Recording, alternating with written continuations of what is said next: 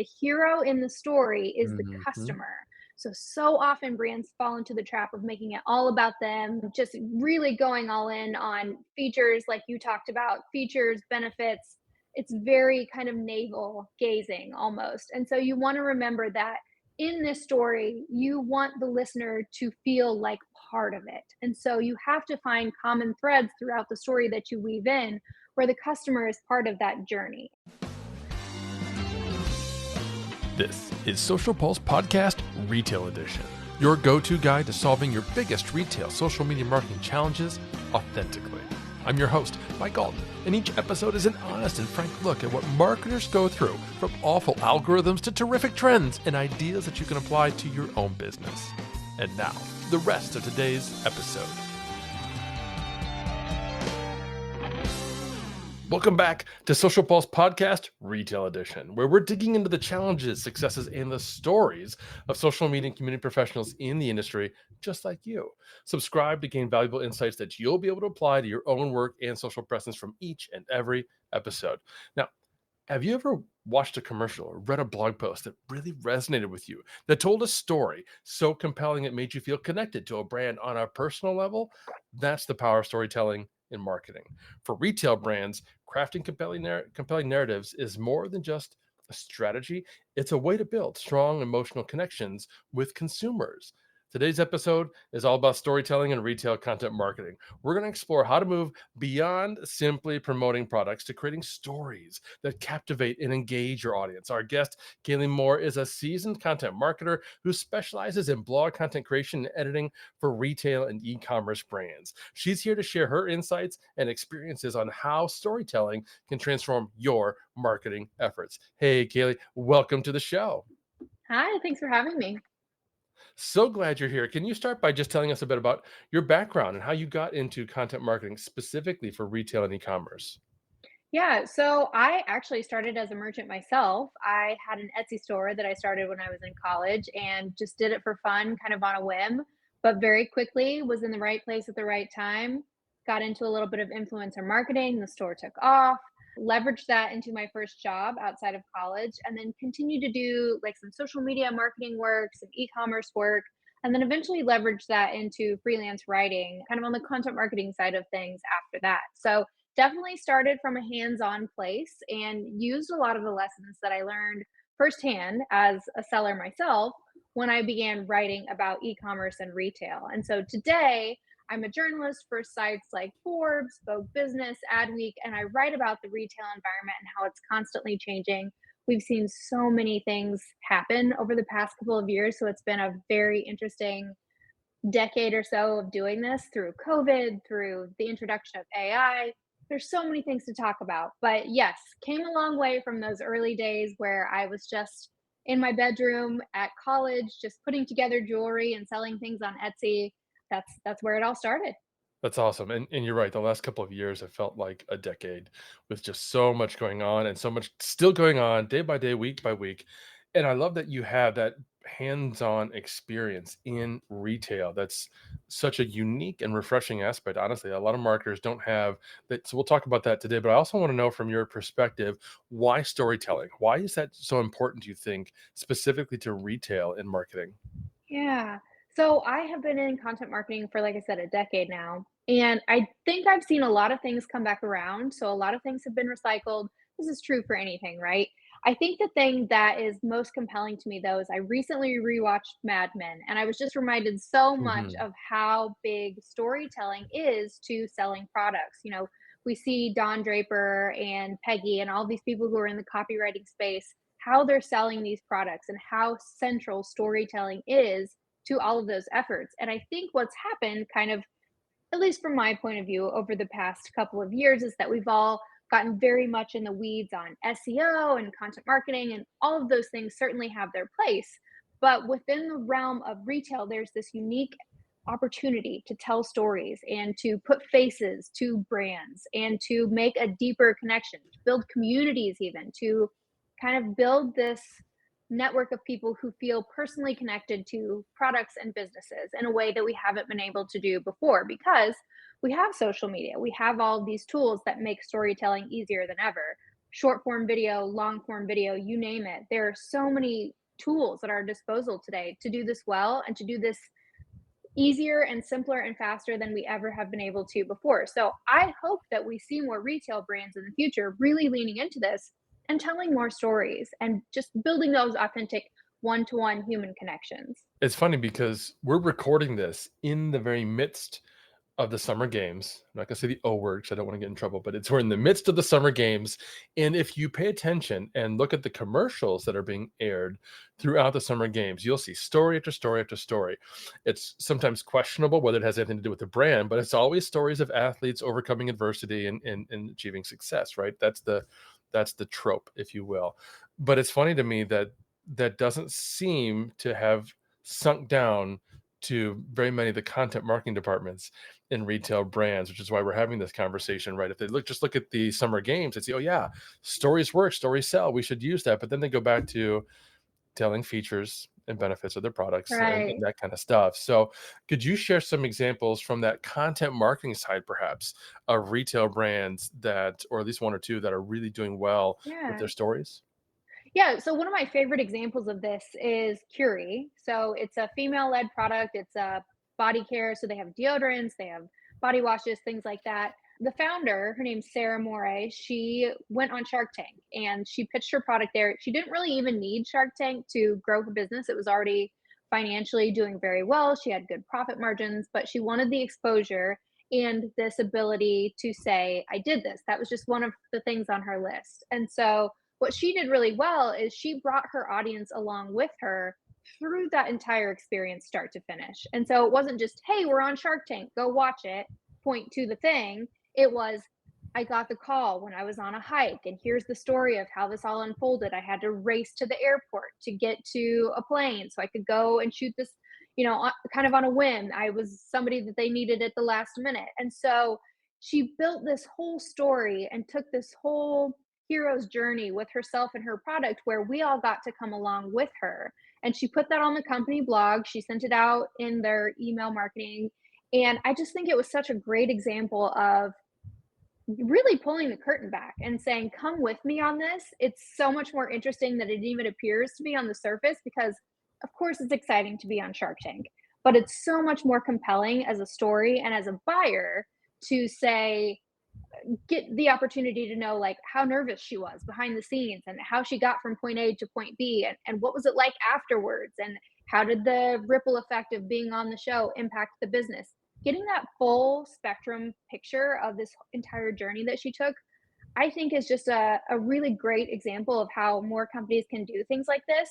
You don't have to be on Shark Tank, but if you have interesting things that come up or things that you learn through trial and error, maybe even failure stories of like, hey, we tried this and it didn't work, but here's what we learned.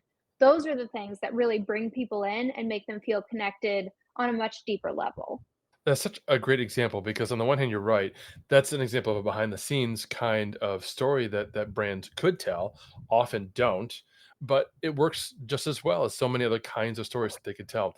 But I also like it because I've heard that story. I've seen her talk about that story on various interviews and that sort of thing, which reminded me that when you have a great story for a brand, you don't just tell it once. You can tell it Right. over and over and over again. Make that part of the very fabric of who you are as a brand. So I appreciate you sharing that. But I'm also wondering, you kind of spoke to some of the elements that went into that story. And do you see that there's a difference between what makes a great story just in general versus what makes a great compelling story for a retail brand? Are there other elements that you would add to that? What do you think about that? I think it's a good idea to kind of look at the classic storytelling structure. So the hero's journey or the inverted pyramid, if you're taking kind of a journalistic approach, there are a lot of frameworks that you can use to help you build these stories. It can feel a little bit intimidating to go in and look at a blank page and say, well, what stories do we tell? How do we tell them? In what order? What things are people going to find interesting? And that's why I think taking either like the storytelling angle where you're really leaning into a narrative style approach, that's one way to do it, or like I said, you can go kind of a news and journalistic angle where you are reporting and kind of using data to build a case for the point that you're trying to make. There are a lot of ways you can do this, and I think that it's great that they have these frameworks that already that already exist. It makes the whole process easier. I think it's just a matter of really bringing people from your audience in, and maybe it's a focus group, maybe it's your best customers, but really having them be part of this process and say, well, what do you think is most interesting about this? That can be one of the most powerful things. I recently heard of a marketer, Grace Clark, who has a Gen Z board of directors. And so for companies who are marketing to an audience of Gen Z consumers, they go to this board of directors and kind of workshop ideas for ads, for blog posts, for all kinds of things. And it's this great resource, immediate feedback loop where they can iterate based on here's what's resonating, here's what's not. And so sometimes you have to invent things. Sometimes you have to put things together on your own. If you don't have a Gen Z board of directors, you don't have focus groups, these are things that you can easily put together and build, and they really pay for themselves. That's a fantastic piece of advice. Thanks for sharing that. And I love the framework point because you're right. If you've got a framework in place, hopefully a couple different frameworks that you can draw on, if you're building stories for your brand, each of those frameworks have those elements that it needs to have to be successful outlined. In fact, one of my great friends and authors, Miri Rodriguez, wrote the book Brand Storytelling. I'll share a link to that in the Mm, notes because she outlines, I believe, 8 different frameworks that you could potentially employ with your brand. And if it's your job, like myself, to actually create the stories for your brand, having that toolbox, if you will, that you can draw from is super helpful. I'm also wondering though how we balance the fact that we still need to sell as the right. brand, right? We're not media companies, even though there's an argument to be made that in today's world, every company should be a media company, but we're really not. We're not selling movies. We're not selling the stories. We need to sell our products. How do you balance having that requirement for promotional content alongside this need to tell stories and to try to make both of them engaging and effective? Yeah, I think it's often a long-term play. So you can have the storytelling pieces running in tandem with the more direct sales oriented pieces. Sometimes they can feed into each other. You can do interlinking, you can plant videos where there's maybe a more direct pitch within these pieces. But then you also have the opportunity at the end for a call to action. I think it's all about when it comes to storytelling, this is a long game. So this is how you're getting the audience to root for you as the main character in this story that you're trying to tell. So it's not always a direct ask when you're doing this type of work. It's really more of a brand building effort. It's a way for you to build up your audience, you're building engagement, loyalty, all of these things that are important. And so for the people, it's really for the people who are a little bit invested in the story that you're telling already, and for the people that you're kind of trying to bring into the fold.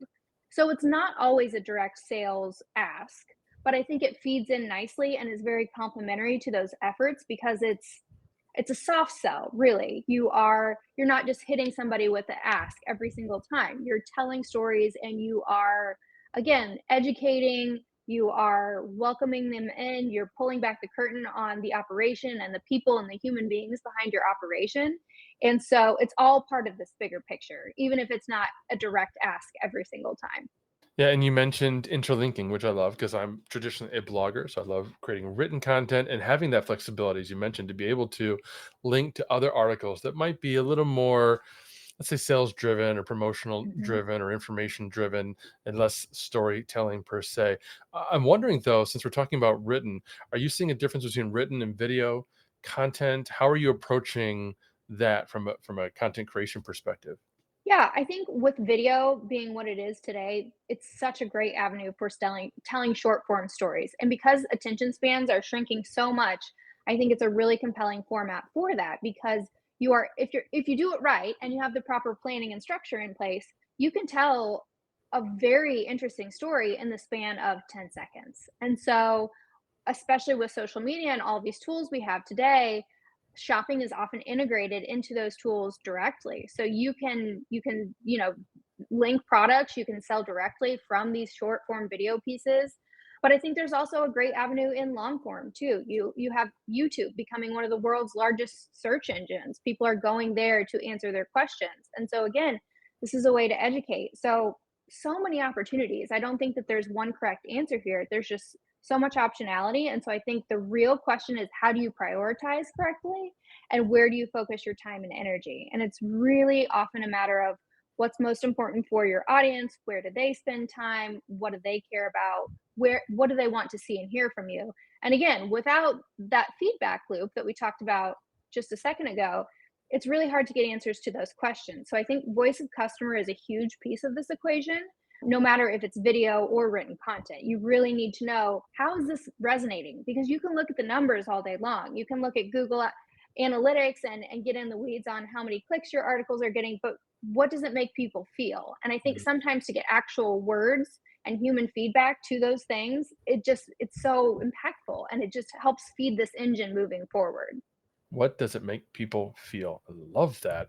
And the whole point about video makes complete sense to me. One of my other podcast shows is the AI and Marketing Unpacked show, and I was interviewing Chris Penn, and he was telling the story about how through his agency, he was able to help one of their clients completely revolutionize and audit their content marketing, develop personas, and they were able to do it instead of like 3 months or 6 months in 2 weeks due to Whoa, AI. It was great. incredible what he was able to do, and he described actually how they did it. And what was really cool is it took him 60 seconds to share that story, right? That Ah, even you and I were able to go like, wow, that's really cool. So that was just an example of a short form video that I was able to, turn into a reel and a TikTok and that sort of thing, mhm. sharing a really impactful story. So it is possible to share really good stories, detailed stories in that tiny amount of time. So thank you for pointing that out. Folks, we're talking with Kaleigh Moore about the powerful use of storytelling in retail marketing, particularly in content and social media. Let me share with you a story of how Fracture is seeing success with their social media. Fracture is a company out of Gainesville, Florida, founded on the belief that the printed image has a lot of power. We wanted to make it as absolutely simple as possible for people to take photos, from being buried in their camera roll on their phones to being something they can celebrate on their walls. Originally, we essentially were doing a lot of manual social media management. And then as the company grew, we started to try different platforms for social media management and marketing. Most of the ones that we used, we were somewhat satisfied with, but never found something that really addressed everything that we needed. We use Agorapulse for our social media marketing. It's really fantastic because it allows us to connect the marketing side of what we do with our customer support. We now use Agorapulse to easily assign a support request as soon as it comes in. Agorapulse has really allowed our company to expand and upgrade our social media management abilities. I think that smart marketers nowadays are constantly on the lookout for new companies like Agorapulse who are able to deliver the same kind of results in a leaner way that ends up saving you money. So you mentioned voice of customer earlier, and that got me thinking, what role does the customer have, particularly when it comes to like feedback and data? How does that shape the stories that you create for retail brands? I think that this is a great avenue for finding out what resonates, which we talked about a little bit, but also just going to one of my favorite things to do is to go to Amazon. If you sell on Amazon, go to the customer reviews and do what I would call like language mining. So what are the common words and phrases that people use when they talk about your product? And then once you have this working list of common terms and phrases, things that people really like about the product in the customer's own voice, those are kind of the building blocks that you can start to leverage as you begin telling stories, because what you're doing then is you're reflecting that voice of customer back to the people who need to hear it, because then they feel heard, they feel seen, they feel understood, and you're telling a story in the right words. I think that that's another big piece of all of this is you can't just tell stories and hope that it goes well. I think you need to do it in a very strategic manner. And so by again leveraging voice of customer, whether it's through focus groups or community building, on-site events, whatever it is, review mining, you can find these words and then literally copy and paste and put them into the stories that you're telling and have them be more effective. So I think that that's one really easy way to tackle this, but there are so many ways to do it. That's just one off the top of my head. That's a terrific example. And one of the things we haven't really touched on is why stories are so powerful. When we see a behind the scenes, that gives us sometimes potentially an insight into the values of the brand or the founder or the CEO, whoever's a part of that story. But when we're talking about customer stories, that's an opportunity for us as the brand to show our prospects what it would look like for them to be a customer, right? We're Yes. allowing them to relate, to see themselves in the shoes, and kind of imagine, whether it's conscious or subconscious, what it would be like to be part of the community that we're creating as a brand. So that is just brilliant. Going into the actual language that your customers are using in the reviews or other places, and pulling that out and using that in your stories, in your sales copy, in your marketing copy. Absolutely do that. What if you're a smaller retail brand though, and you have a very limited budget? Are there other ways that they can leverage storytelling? Any suggestions for them along those lines? Yeah, like I said, I think most companies have a good well of stories to pull from. It's just a matter of how comfortable are you with sharing maybe a story of a time that you failed, or a story of a time that you had to troubleshoot and work around a problem. How did you solve that? And how did the customer win in the end? I think again, this is another important piece of telling stories, is that you always want the customer to be the hero. Of course, they're rooting for you, like the Shark Tank example. You want them to be rooting for you and they're excited that you got this opportunity. But again, ultimately, the customer is the hero in the story. And so, how can you kind of tap into very old formulas from copywriting 101, which is like before after bridge? So, that's kind of what you were touching on, is you're here right now, you have a problem, you have a pain point. Here's the bridge of how you get to this place where your problem is solved. The company and the story that you tell is the bridge. And so you can do this in a number of ways, through video, through written content, whatever it is, but you're really building that bridge of how do I get the customer from this initial point where they have the problem to this final point where the problem is solved and they're happy and they are feeling better, right? So before after bridge, it's a really easy way to think about storytelling. And again, if you kind of look at it through that lens, you can probably very quickly come up with a handful of ideas of stories you could tell about, okay, we know these are problems that our customers have. Let's tell them stories about how they can solve it and how we can help them do that. One of the things that you said at the outset that I really want to underline is that we have more stories than we're aware of. I was in a meeting just this morning for Agora Pulse, because we've got a bunch of different squads that we're pushing new projects and initiatives that we're running this quarter, and one of them is specifically about customer stories and Yeah. trying to create a single repository for customer stories. Because the more we thought about it, the more we realized that we have customer stories in a dozen or more different places throughout the organization. Sure, we have case studies; those are published on the blog; those are easy to find. But what about the feedback that we get from prospects on customer success calls? What about the information we might get from a sales call, or testimonials that have been given to us, and on and on and on. So now we have a project to try to combine all those into one single place, so that anybody who needs a story, whether they're content marketing, sales, or something else, they could go to this repository and say, hey, I need a story about X, Y, and Z, and we can surface that. And that also helps us identify what we're missing. So that's my advice on top of what you just said to those listening. Don't just assume, oh, we don't have any stories because we haven't published any case studies. You've got stories. You just need to take Yeah. to think about where they might be, and then start to compile them, because like we mentioned earlier, you're going to want to use them over and over and over again. Some of the common mistakes that you've seen, brands, because I know you've worked with so many retail brands and you're familiar with this industry. Are there common mistakes that that they're maybe trying too hard, or they're just missing the boat when it comes to incorporating storytelling, authentic storytelling? Yeah. So, one of the easiest traps to fall into with storytelling as a brand is that you get so close to, you're just very down in the weeds. You can't kind of zoom out and get this perspective of external, how this is going to sound or be perceived outside the organization. This is where you get problems like we use too much jargon, or we use acronyms that Mhm. not everybody understands, or we refer to things in a way that's almost shorthand. That can be very exclusionary to a reader who maybe doesn't know as much about your product, or isn't up to speed on the kind of lingo that's used within the industry. So I think that that's one pitfall to definitely be aware of, is get some external perspective and make sure that it's not sounding too secret handshake like, because again, you want it to be inclusive. You want to bring people in. And when you do the opposite of that by sounding a little too formal, a little too technical, it leaves people feeling left out, or feeling silly, or feeling like, this isn't for me because I don't understand this. And that's absolutely not what you want to do. So that's my first tip. And then I think another one is making it very company focused. Again, the hero in the story is the Mhm. customer. So often brands fall into the trap of making it all about them, just really going all in on features, like you talked about, features, benefits.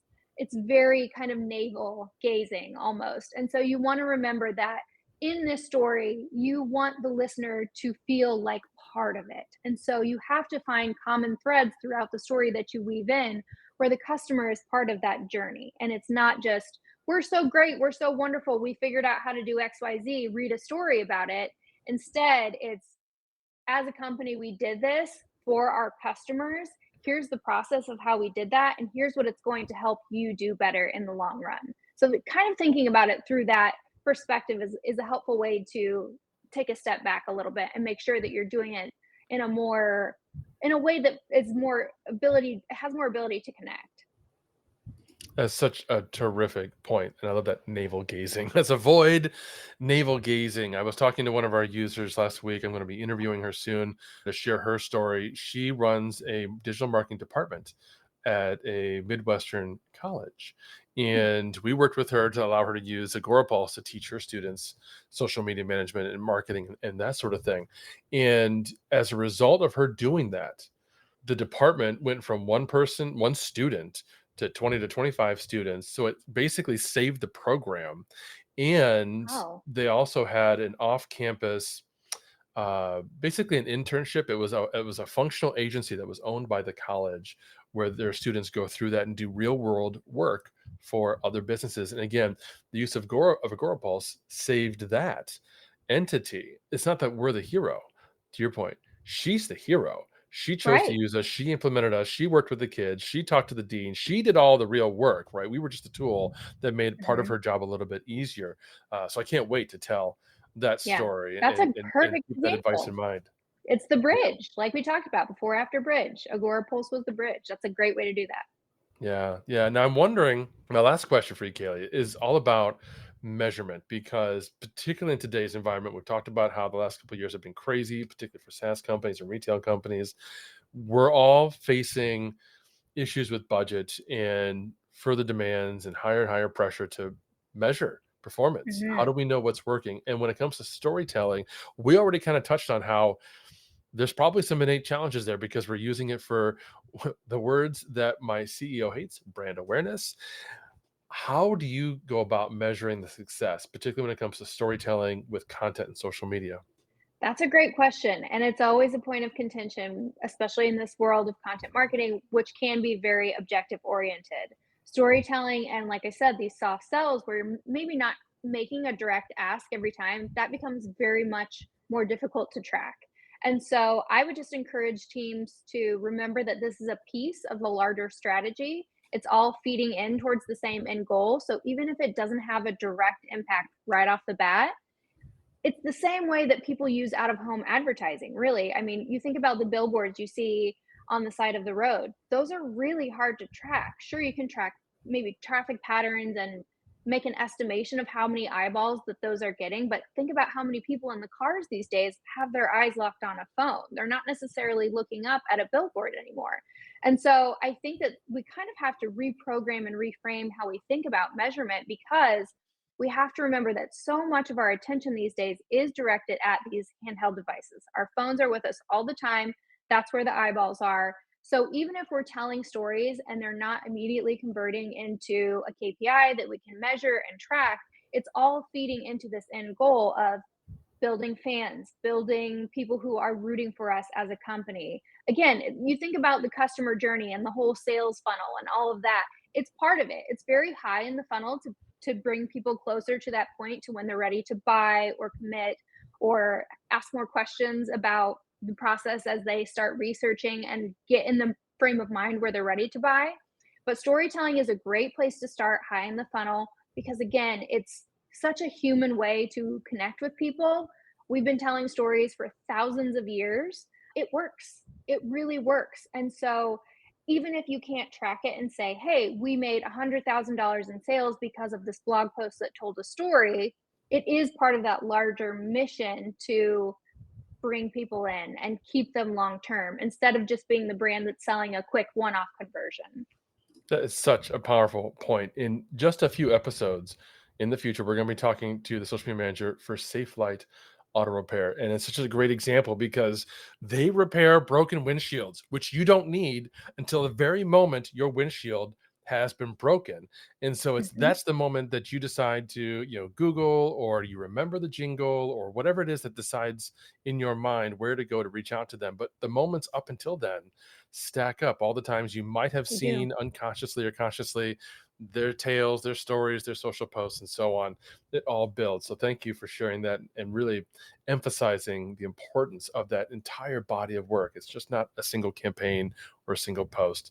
Thank you. Kaleigh, you've been absolutely amazing. This has been such a fantastic conversation. For those who want to reach out to you and learn more, where can they go?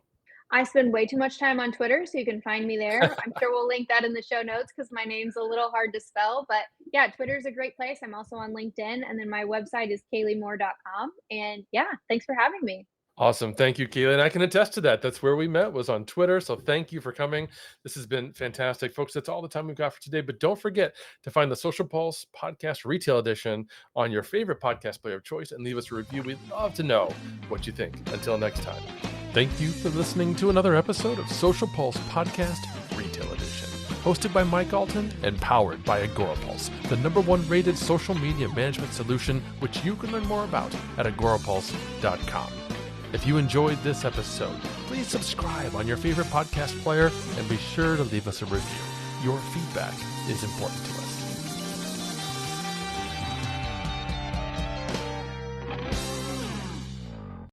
This podcast is heard along the Marketing Podcast Network. For more great marketing podcasts, visit marketingpodcasts.net.